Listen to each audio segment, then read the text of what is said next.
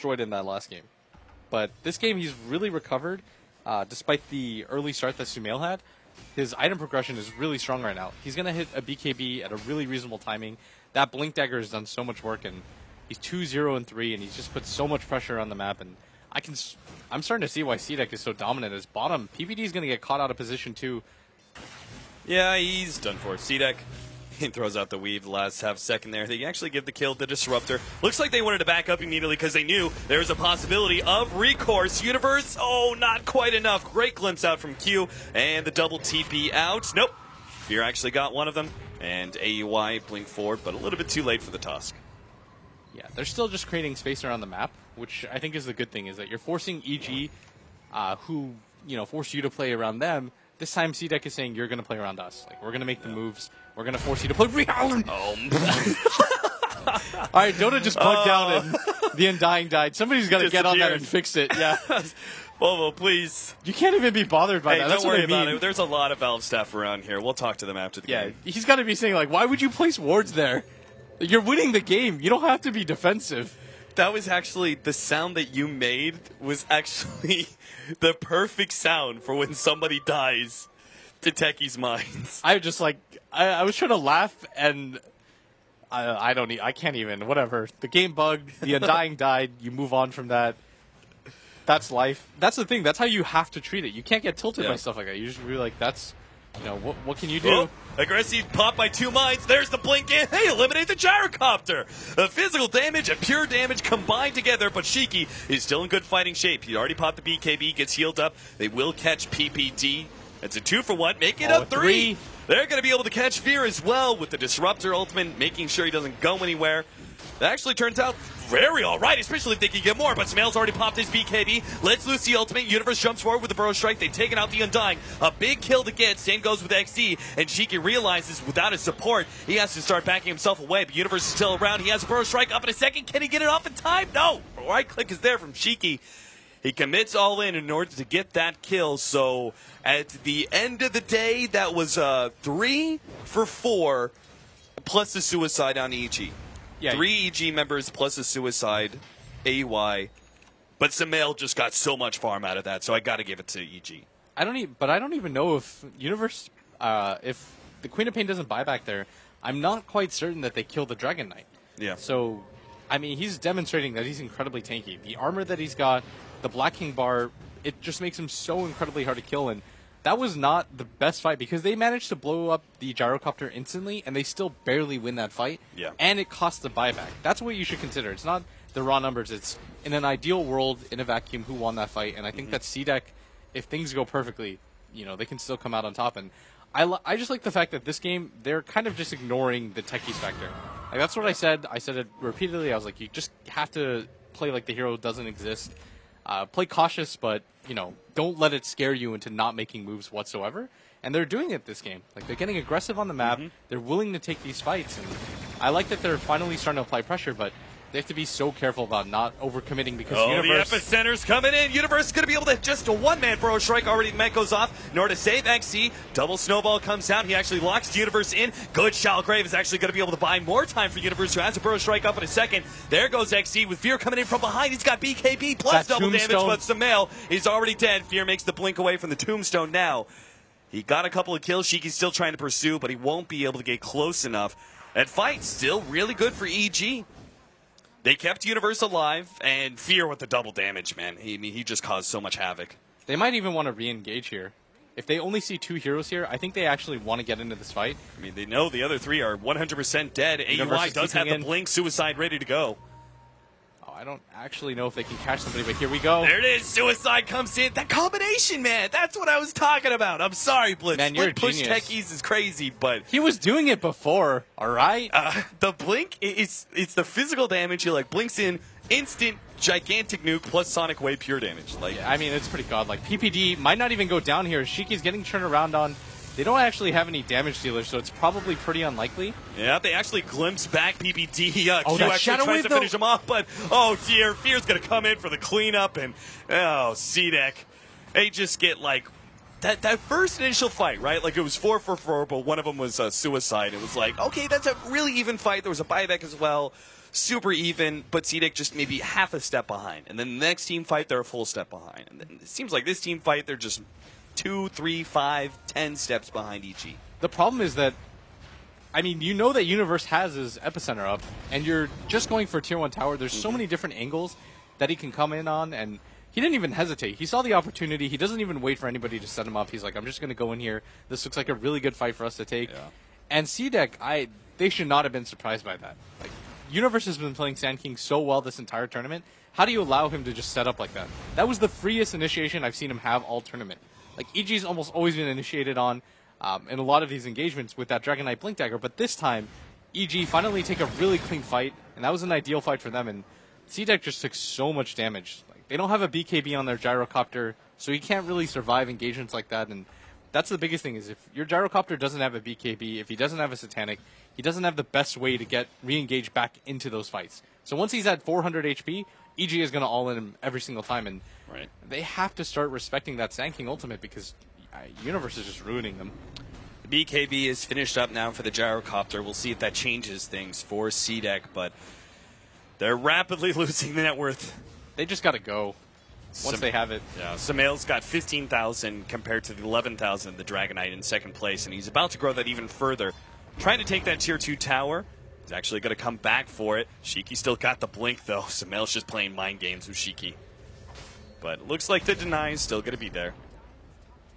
And EG, actually immediately, this is interesting, they force a lot of effort in that top lane, immediately TP out down to the bottom lane, smoke up, and go straight to Roshan. And this timing is going to be so quick, they're not really going to see this coming in. This might be what EG need to start taking more fights around the map, because with this Roshan, it's going to be hard to kill Sumail twice, and both times he's ended up with a triple kill, and I think they actually do. They're headed down. This could be a game-winning fight, but they don't know that Universe is smoked up still and waiting in this corner. Oh, they may be distracted by AOA. Here comes Universe. He makes the blink in burrow. Only eliminate Q, but it's still a great ultimate to be able to pass. Aggressive trying to finish off Universe. When he gets a burrow strike away. Undying already down and out. Sane goes with the tombstone. Sumail's going to run out of his BKB, though, and Shiki and Aggressive will just focus him down. Nice two-man burrow strike. Sumail's still left alive, but he will go down eventually. Universe, sandstorming his way in, is actually going to survive a bit longer. He'll actually just walk away. Just no vision there from CDEC. 2 for 1, it looks like, with CDEC now poking their heads inside the Roshan pit. They're going to try and take it. It's at half HP. EG, seems like they have to give this one up. Fierce just going to push in middle. That Frozen Sigil allows them to do this so easily, and they've got the Elder Dragon form level 3. CDEC with such a beautiful fight, and the thing is that Universe was just a little bit too far to hit the burrow strike onto the gyrocopter, who popped his BKB. And Sumail went in at the same time, but his ultimate actually didn't do any damage to anybody. Like, they killed 2 heroes that don't really provide too much, but CDEC's real tanky, beefy heroes, you've got the Dragon Knight who popped his BKB and just went to town. Same with the gyrocopter. It was way too hard for EG to take that fight. That is the right way to play it, though, as Evil Geniuses, to focus on the surrounding supports of CDEC. Don't go for the gyrocopter unless you get the jump on him without BKB. Don't go for the DK. Kill the surrounding heroes, and then either you've won the fight so much that you're able to 5 versus 2, or you just use your mobility to get out and probably be at a kill advantage. I mean, we've seen it kind of cut and dry so many times now that EG, like Sumail, basically is able to sack himself for them getting a couple of kills, and then heroes like Fear and Universe are still able to get out scot-free. Yeah, Sumail just needs a little bit more backup, and he needs more damage. Like, he just... you can't rely on the ultimate anymore with this amount of BKBs, or he has to just wait it out a little bit longer. Because right now he's blinking in, getting the BKB ultimate off, but it's wasting a large portion of his BKB timing, which is already down to 7 seconds. Like, it does take quite a little. It's like 2 seconds off for the Requiem. Add another second for when you have to position to get the blink off, and then half of your BKB timer is over. Just setting up an ultimate that doesn't deal damage to either of the cores on CDEC, and so. CDEC, they've got such tanky cores, like an SNY, BKB, Dragon Knight. Those aren't easy heroes to kill. Oh, that Aghanims, it's coming for AUI. He's 3/4 of the way there. CDEC, though, Tier 1, and they didn't even use Elder Dragon for him. They'll pop it now to go for the Tier 2. Of course, the Glyph is up, top lane's pushing in, bottom Tier 2 is also being threatened as well. CDEC, in order to make this a really fair trade, almost seems like they have to go into straight Tier 3. Yeah, they might actually do that because they know that AUI has to respond to this. He's going to try to TP out, but they've got no mines in this mid lane, and CDEC, I think, are well aware of this and are going to continue to go for this. And so much damage being dealt to their mid-tier 3 tower, and they're still not quite set up. Universe is just going to go in, but this is just to buy time and try to scare CDEC and make them reconsider. But I mean, they're so set up right now, and EG just had no time to respond. Yep. In game number 1, CDEC didn't really utilize that first Aegis they picked up, but game 2 here, they want to try and make it a tie. CDEC have already taken down tier 1, 2, and 3, but will stay shy of that melee Rax. Get a little scared, and I can't say I blame them. The Elder Dragon form was about to fall, so it's still a lot of net worth that they just picked up. Aggressive now has 4,800 gold. Is Butterfly his choice? Do you go Scotty just for more raw stats, or do you go MKB knowing that SF is going to go Butterfly next item? You don't know that the Butterfly is coming out on Sumail, though, because he's actually held on and not picked up the quarterstaff. He's like made sure that CDEC have no idea. It's most likely going to be a Butterfly for the Shadow Fiend, but you still want to keep them guessing. Yeah. You can. Like, give them another look. CDEC, though, I imagine he'd probably go for the MKB. I think it's just the better decision.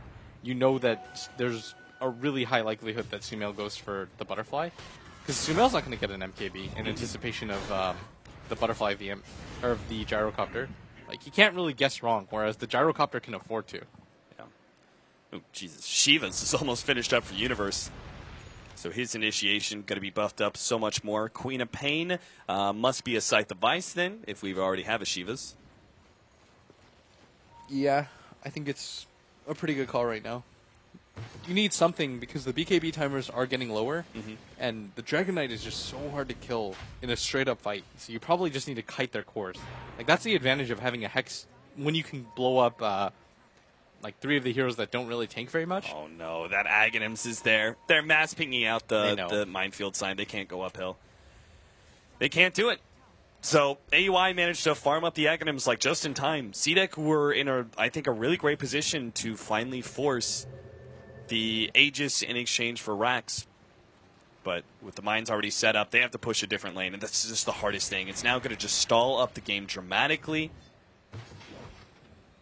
They're going to have to go through bottom or top if they want to try and push the barracks in the next 5 minutes. Yeah, and AUI with that timing, it's going to make things really difficult, and you're definitely right. CDEC wanted to go for that fight. They had the Elder Dragon form back up. They've been feeling pretty confident with how all of these fights have been going. It's not even like Aggressive has to spend his money. Like, he's going to sell the Ring of Aquila, but they were still winning fights even without him having a damage dealing item, and now Sumail fully completes that his Butterfly, but I think that this he actually gets a Butterfly of his own, and I guess nobody on EG is going to get an MKB, but most of EG's damage is primarily magic and the ability to kite. So I guess the Butterfly isn't a terrible choice, but you would want to be able to kill this Sumail a little bit faster. All right, 23 to 17, 32 minutes in, a 12,000 experience lead and 7,500 gold lead. 2 evil geniuses.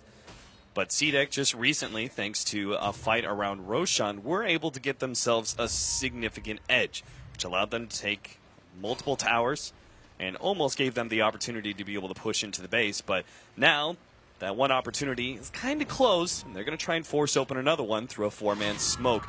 Already making their way back to the middle lane to see if they can catch anybody from EG. Just no opening to be found. Yeah, I think they have a pretty good inclination that EG's all the way up here at this top lane. They have so many wards in the jungle and this outer area that they must spot them, yeah. Once they see that they're in this area, they